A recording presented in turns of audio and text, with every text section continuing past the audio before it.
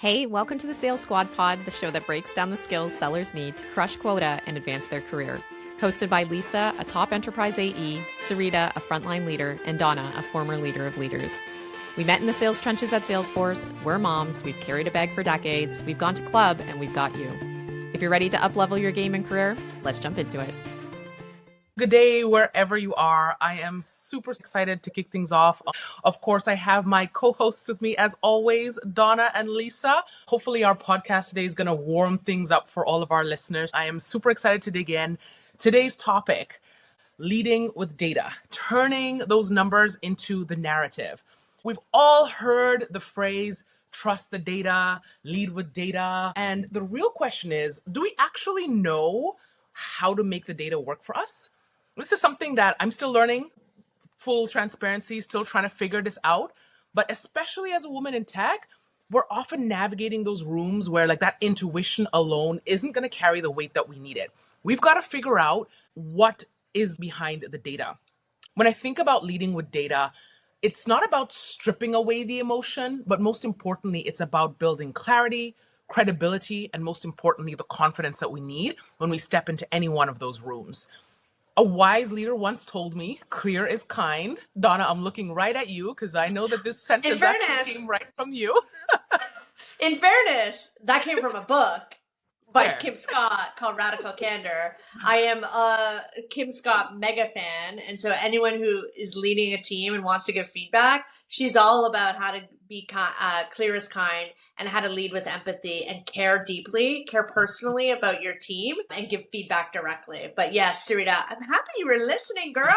Yes. I mean, a lot of my leadership style and experience came from you. You know this already, so I appreciate you. So yes, clear as kind has been something that I have certainly relayed to a lot of my reps. I use it even with my kids in conversation. I'm just very much so, it's sort of been a mantra for me in my household. And I think about whether you're coaching a rep, whether you're presenting to directors or managing performance, data really gives you that common language. It gets everyone on the same page. The great thing about it also keeps conversations grounded. It removes any biases and it really helps you influence decisions, because what I find with leading with data, it's not just measuring your success, it's also helping you to create it.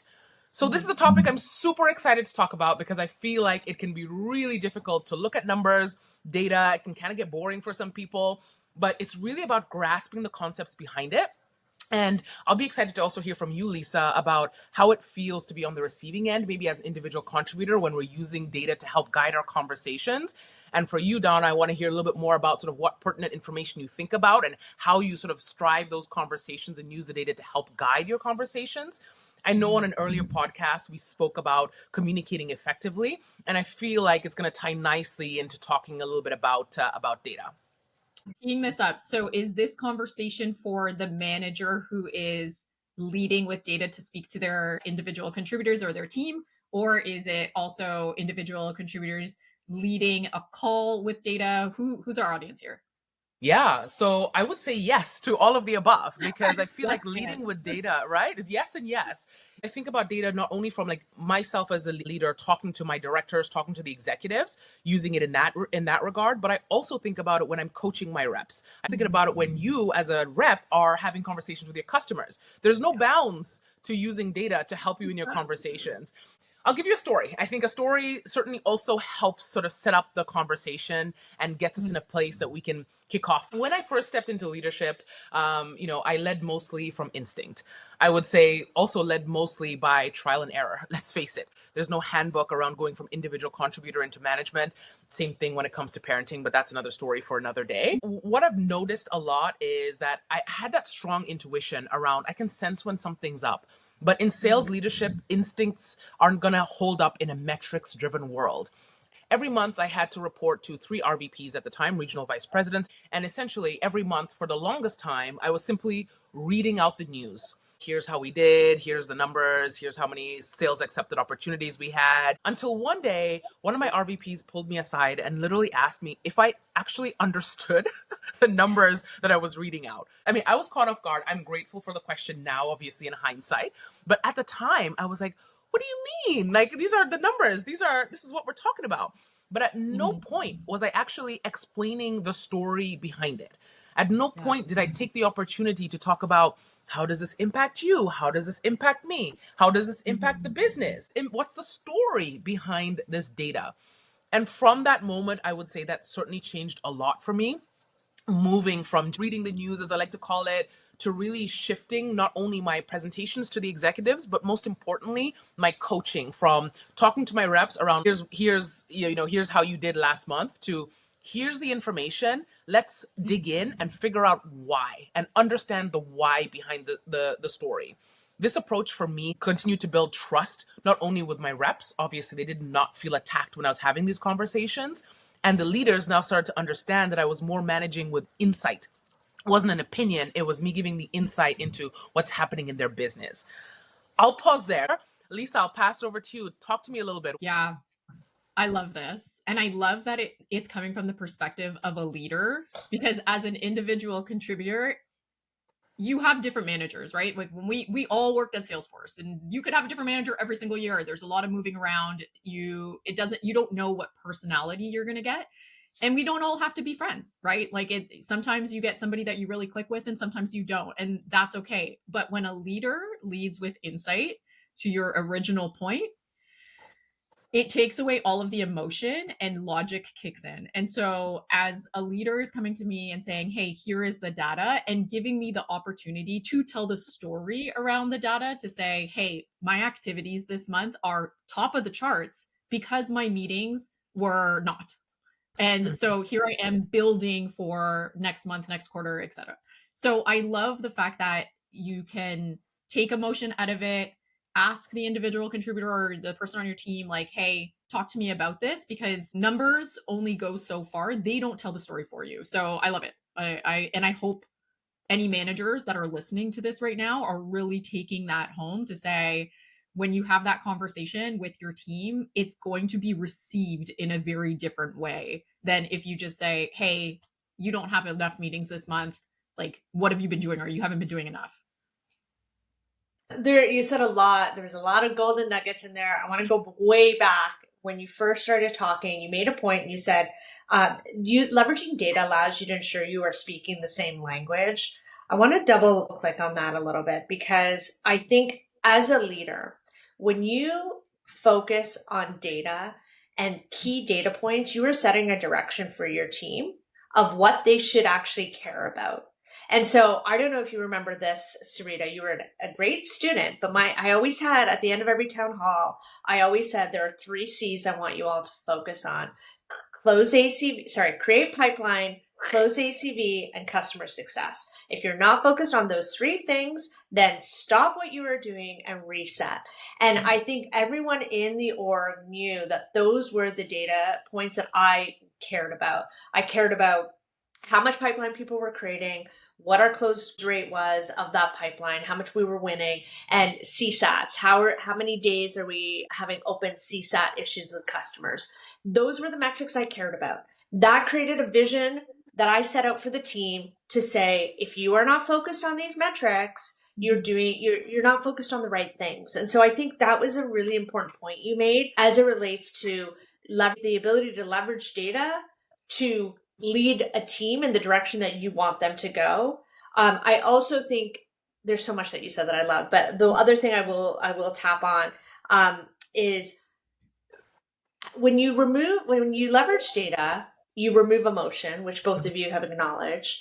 But I think it allows you as a leader to give feedback very directly and remove the personal side of it and the bias side of it. So to Lisa's point, it's, here's what I'm concerned about as it relates to the data.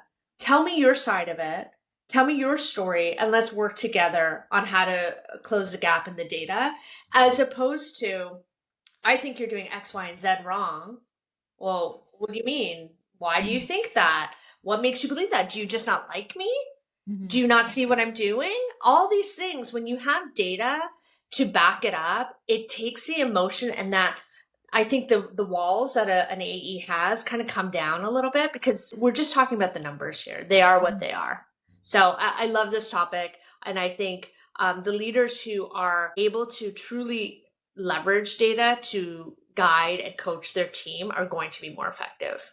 let's be honest, like performance conversations can be very uncomfortable. And whether it's performance conversations or just general coaching conversations after maybe a miss of a month, a miss of a quarter, as a leader, I don't enjoy those conversations either, right? Like it's one of those things where you have to have these conversations. And for me, what has been helpful is not only does it remove that emotional weight outside of it, hey, I appreciate every single one of the reps on my team. I love them. I appreciate them. I know they're working extremely hard.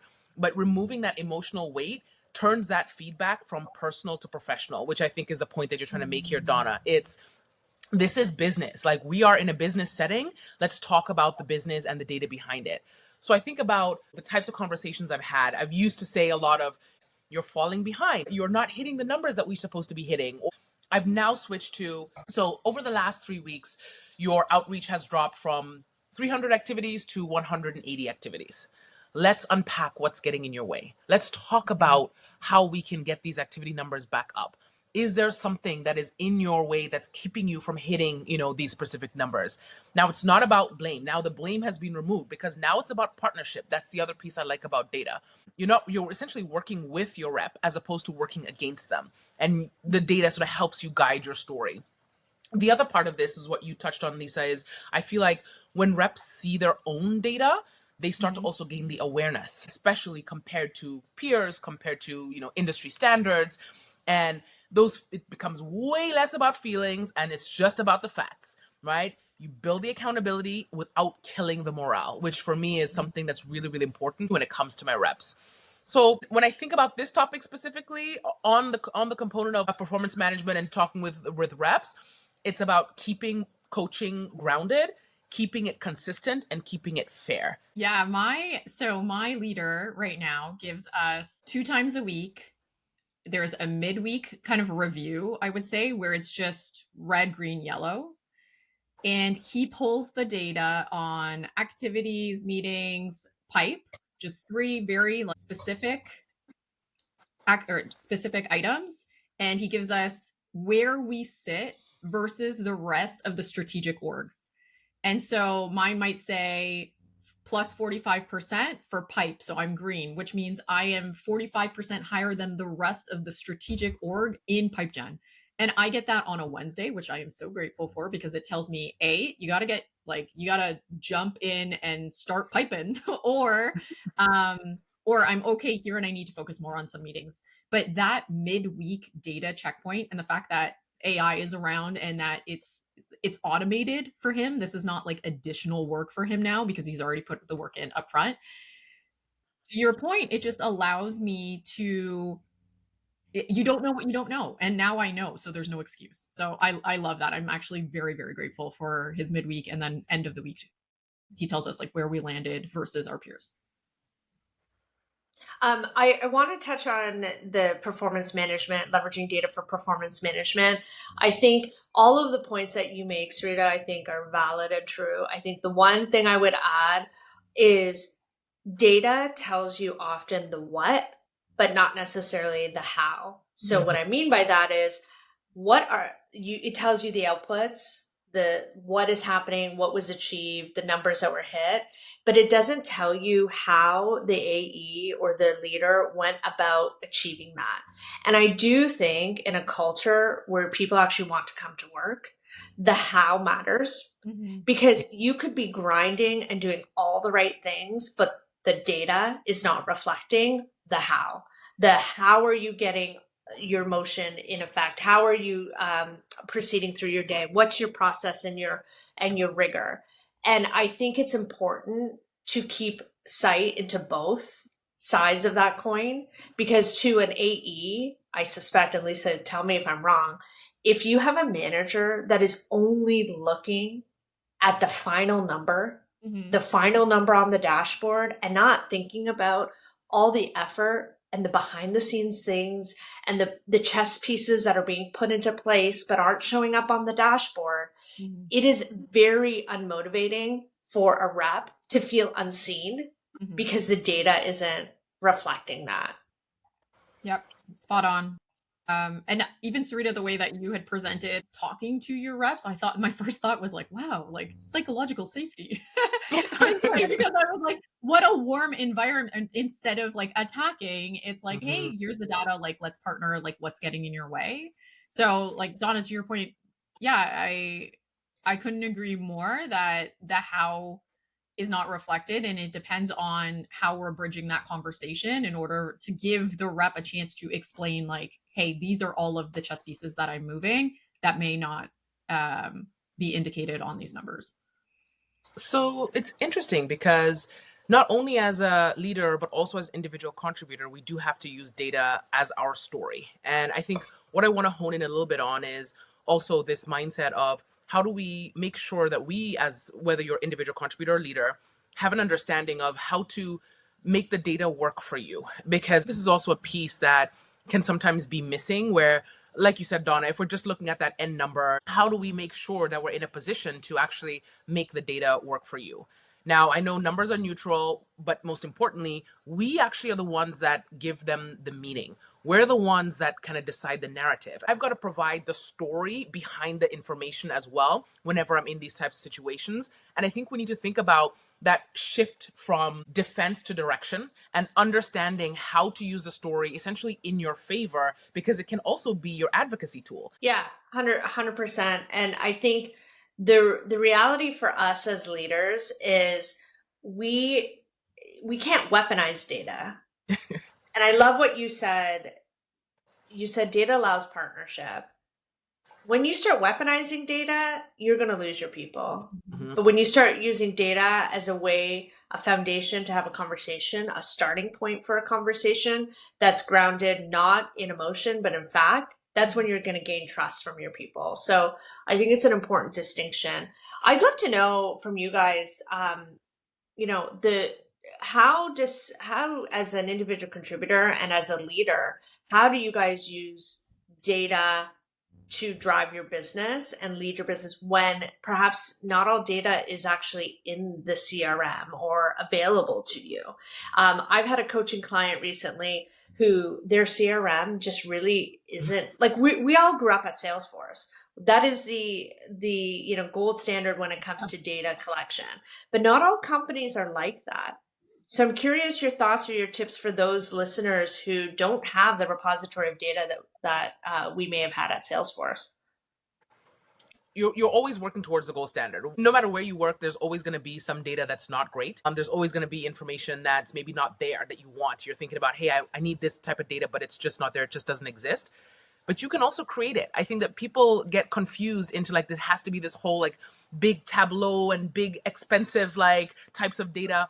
Data is literally the information as to what's happened in an account, in an opportunity, in your CRM, in a situation. So collect it. If it has to be as basic as using an Excel spreadsheet, then use the Excel spreadsheet to collect that information.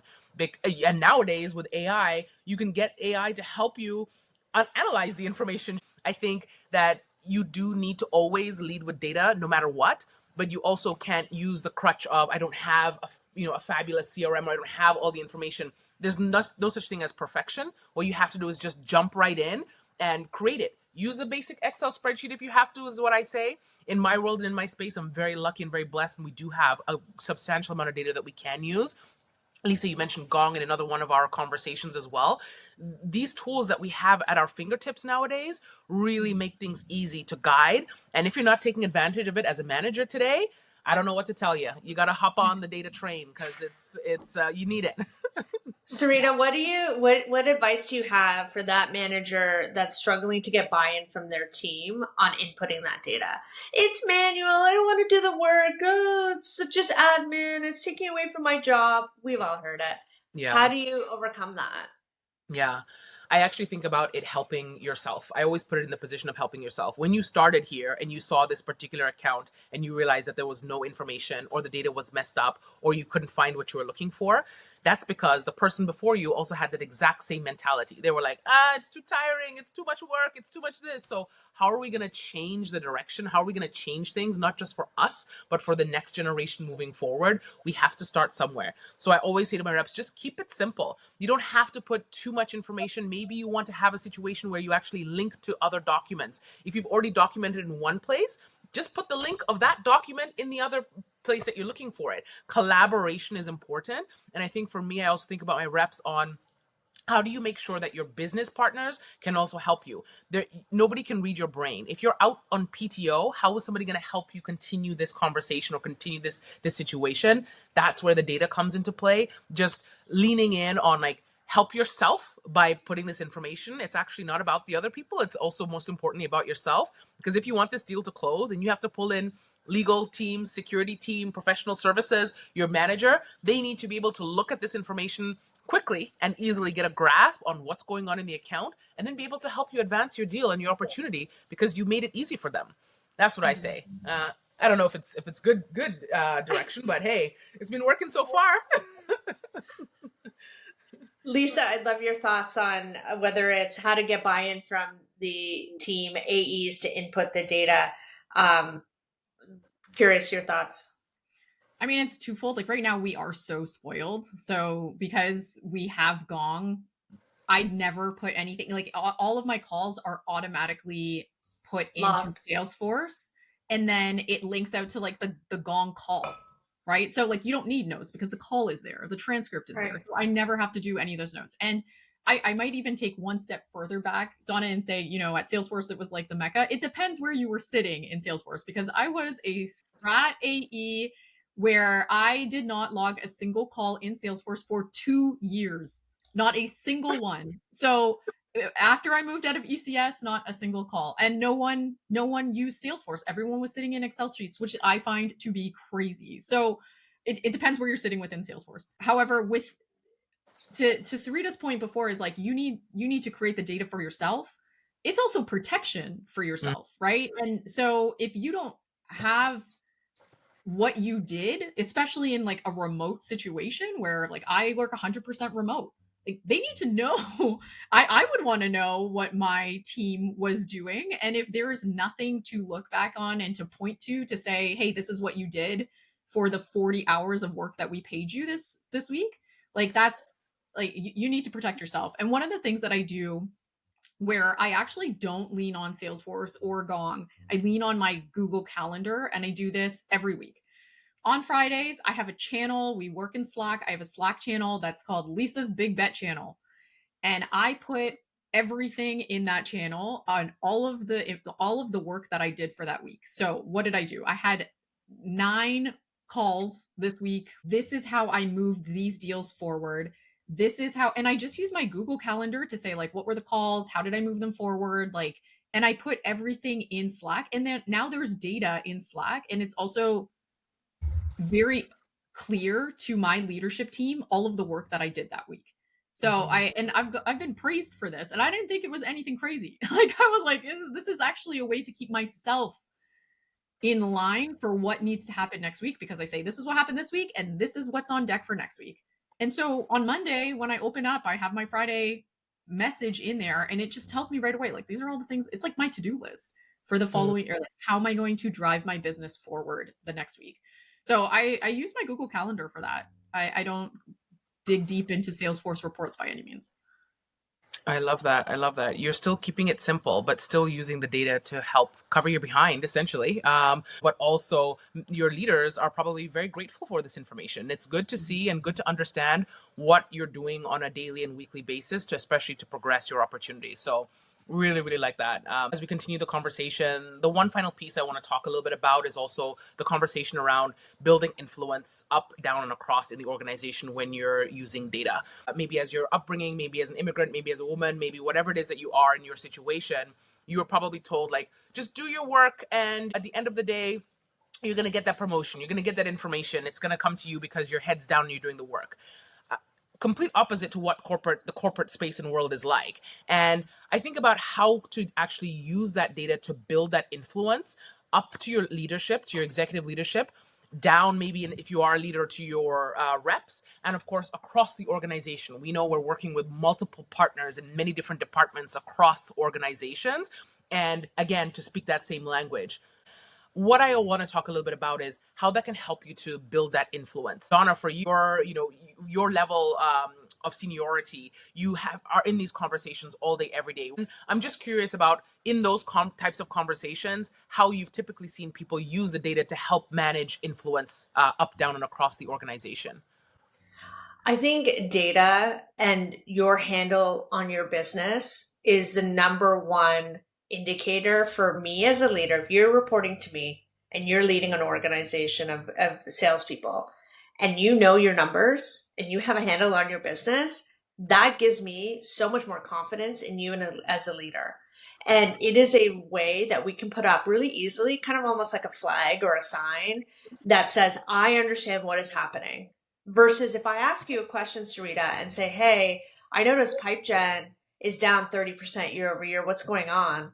And if you, one, didn't realize that number, if I'm telling you for the first time and you didn't know that, that's a problem. Mm-hmm. And number two, if you don't know the why behind that, you don't know what's happening in your business, those are two things that I think are table stake. You have to run your business, your territory like your own business. Mm-hmm. Your job is to know all the important metrics about that business and convey that succinctly and articulately to your leadership. And if you don't, then I now start to question your ability to run that business. So I think it's all about leveraging data to not only drive your results, but also manage perceptions internally. It's incredibly important.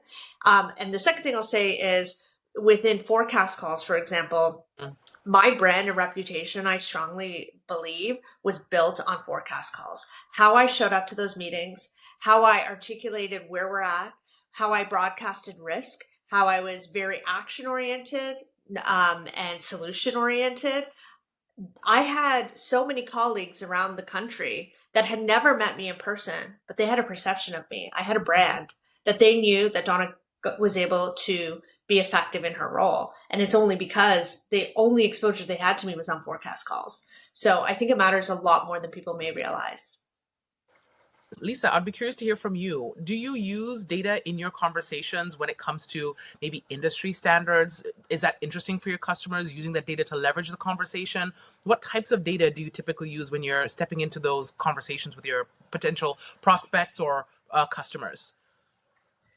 I come from research. So my background is in research. I started there. I started with the numbers, and then I moved into a sales role where I had to explain research. So even though there was a product at the end, it's pharmaceutical sales, there's a product at the end, I always sold the product through solution selling, through the numbers, through the research. And it was just that product was a means to the ends to get us to where the numbers said that we would get to. So even when I think about SaaS and industry standards and telling the stories and making sure people remember, like having those numbers in the story, or letting people know where they fall based on where their peers are. That's invaluable. Like it's the way to sell without selling a product. I mean, we could talk about data all day, but I think for today, what I've really taken home from you guys, it's not only is leading with data not about perfection, but it's actually about that perspective.